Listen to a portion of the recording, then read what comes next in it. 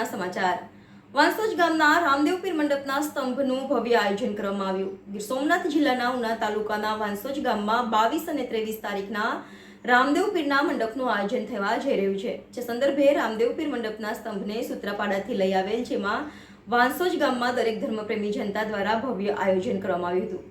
જેમાં 15 થી 20 ટ્રેક્ટર થઈ વાંસોજથી સૂત્રાપાડા સુધી ભવ્ય રેલીનું આયોજન થયું હતું। જેમાં રામદેવ પીરના જયકાર સાથે અબીલ ગુલાલ તેમજ કંકુ દ્વારા ડીજેના તાલે વાંસોજ ગામના દરેક સમાજના આગેવાનો, ભાઈઓ તેમજ બહેનો દ્વારા સ્વાગત પણ કરવામાં આવ્યું હતું।